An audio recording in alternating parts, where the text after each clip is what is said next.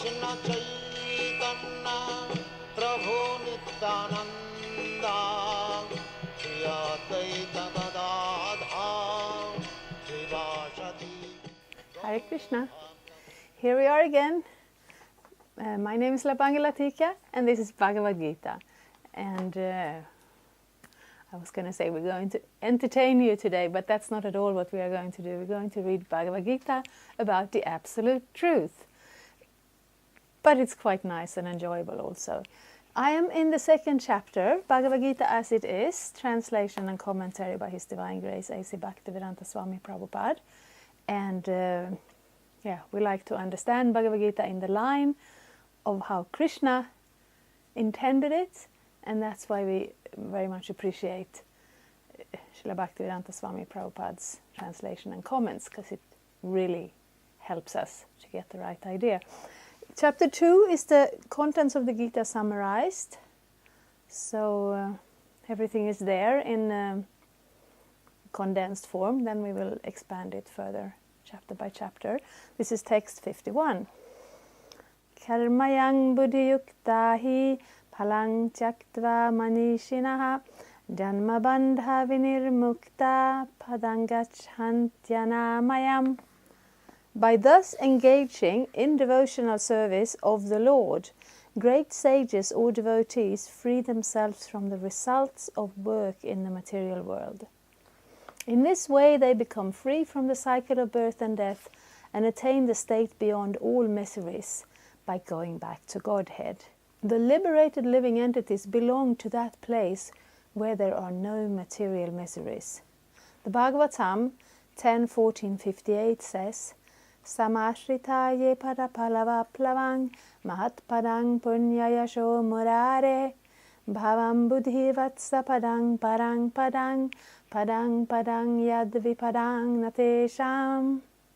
For one who has accepted the boat of the lotus feet of the Lord, who is the shelter of the cosmic manifestation and is famous as Mukunda, or the giver of mukti, the ocean of the material world is like the water contained in a calf's footprint.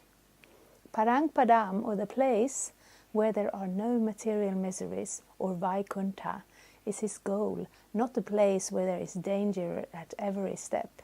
Yeah, so this is a very famous verse, and that's Bhagavad-gita and Bhagavatam. They complement each other. Bhagavad-gita gives the simple basic thing, and Bhagavatam expands it. So when we are in this world, we are often enamored and overwhelmed and especially limited by it. We are in one place and that's our perspective and we see one thing. This creates, it creates a certain illusion. It creates this idea, us and them. If I win, they lose. If they win, I lose. And there is all this suffering, and we don't often always talk about suffering because we get on with it. We enjoy the little things, and sometimes we enjoy the miraculous things in life. But there is always this continuous backdrop of birth, death, old age and disease. That means our enjoyment cannot be peaceful because there is always fear of where it ends. So that we have already gone through the second chapter, that we have already accepted. That's the platform we start from. Because this is a new episode, this is a new unit of the Bhagavad-gita thing. So we have to include the beginning a little bit here also. But let's start from that position.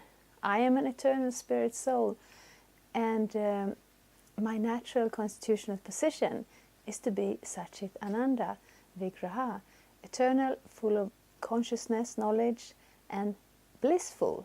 So as long as we are identifying in this material world, especially when we identify with this body, we cannot avoid the suffering that comes, because when that identification is there, it is called ahankara, false ego. Sometimes it's described as hridaya granthi, the knot in the heart.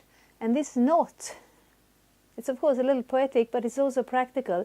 It is a thing that ties us in this material world. The soul has nothing to do with this body, and yet every morning we wake up and we are this body. We get out of bed, we take a shower, we put something in our mouth to eat. Otherwise, we are very agitated if we can't eat, if we can't be clean, because we cannot draw that line where I end and the body begins. And that is because that knot connects us to this body. It's our consciousness, it's our desire, and technically it's called ahankara. And then, when we start to practice spiritual life, we accept the theory of the soul being different from the body, but we may not yet have that realization. And we start to expand our knowledge and understanding of existence to understand that there is something beyond this material world. And we start to aim to reach that platform, to reach that level of realization. Still, it is theoretical. So this is very interesting. This material existence is compared to an ocean. We cannot see the end. But the end of that ocean is the spiritual world. And this boat that has been given here, here it says the boat of the lotus feet of the Lord. Sometimes it's called the boat of the good instruction of Krishna and so on. When we accept that boat to cross over that ocean, many persons in the past, many sages and devotees in the past, have taken that boat and gone across that ocean of material existence. And yet the boat is still here. We can still take that boat. And why is that?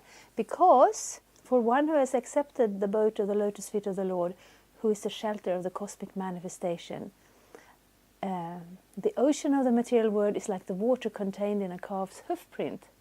So when a calf presses down in the mud and there's a little indentation and it fills with water, it is tiny. You don't need a boat to cross it. So that is the mystery of this boat. As soon as we accept the boat, we don't need a boat. So the boat is here for the next generation. Owing to ignorance, one does not know that this material world is a miserable place where there are dangers at every step. Out of ignorance only, less intelligent persons try to adjust to the situation by fruitive activities, thinking that the resultant action will make them happy. They do not know that no kind of material body anywhere within the universe can give life without miseries. The miseries of life, namely birth, death, old age and disease, are present everywhere within the material world. But one who understands his real constitutional position as the eternal servitor of the Lord, and thus knows the position of the personality of Godhead, engages himself in the transcendental loving service of the Lord. Consequently, he becomes qualified to enter into the Vaikuntha planets, where there are neither material miserable life nor the influence of time and death. To know one's constitutional position means to know also the sublime position of the Lord. One who wrongly thinks that the living entity's position and the Lord's position are on the same level is to be understood to be in darkness and therefore unable to engage himself in the devotional service of the Lord. He becomes the Lord himself and thus paves the way for the repetition of birth and death. But one who, understanding that his position is to serve, transfers himself to the service of the Lord, at once become eligible for Vaikuntha Loka. Service for the cause of the Lord is called Karma Yoga or Buddhi Yoga, or in plain words, devotional service to the Lord. Great sages and devotees free themselves from the results of work in the material world. So that's also a term. Work, what does it mean? How do you free yourself from work? When I go to work, then I go home. I don't feel a particular need to free myself. But work, the Vedic term, or the Sanskrit term rather, karma means work. It also means the result of work. And in some contexts, it also means the system of systematically regulating our actions in order to achieve the better reaction, the better result.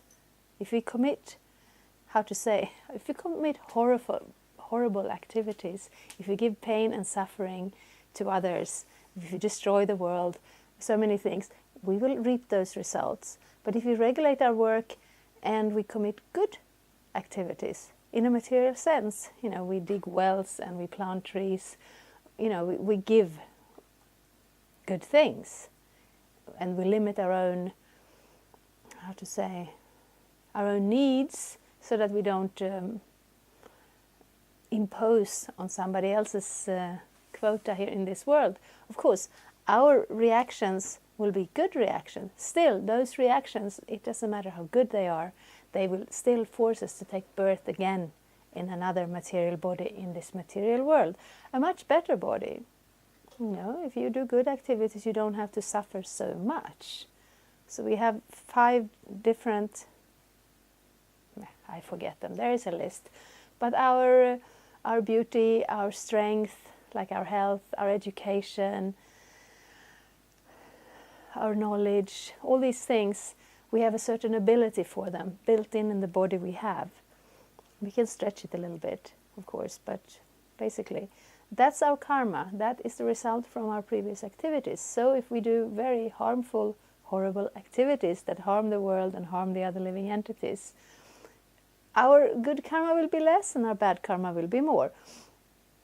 But we cannot regulate this absolutely, because we cannot be absolutely conscious of all our actions and the results of all those actions. So no matter how careful we are in our life to be good or to be religious or to follow Dharma or to cause no harm, we cannot avoid it. Every time, it says in the Vedas, when you cook your food, you turn on the fire. And even if you don't have a fire, there is still some electrical heat.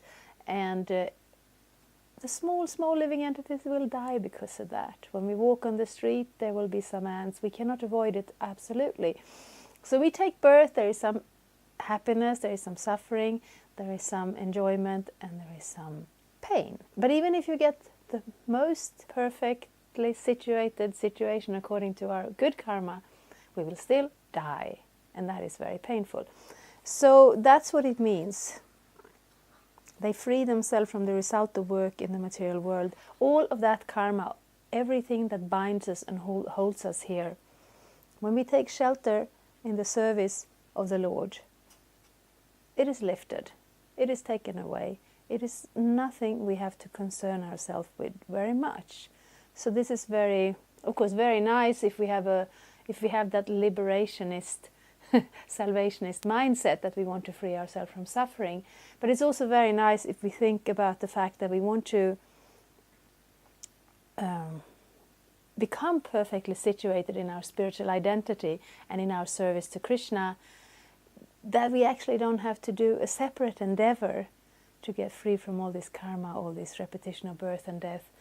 That it's kind of the other way around. If we forget our eternal spiritual position, if we forget to how to say, take up again our relationship to Krishna in loving service, then that's when this whole wheel of karma starts spinning. Because something has to spin. Something makes the world go around. If it's not love, then it's karma. It's definitely karma. And then there is, of course, the other little risk here of thinking of spiritual things, of trying for spiritual realization, but somehow or another misunderstanding our position in connection to Krishna and thinking we're all of the one same spiritual level. That is a big mistake. It will it will be a hindrance in our spiritual development. So it is thrown into this purport as well, so that we don't forget it.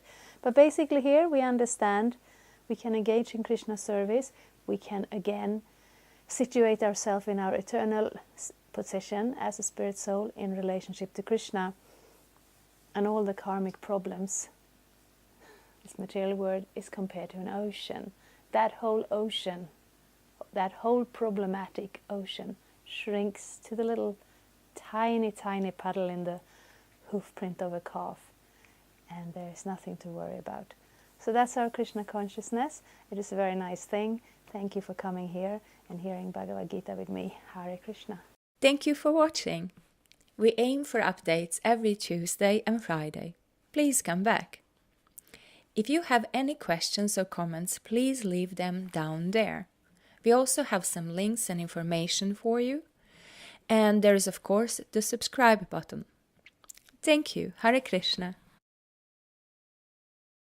I'm a Hare Krishna, and I approve this message. Subscribe. Vandeham Shri Guru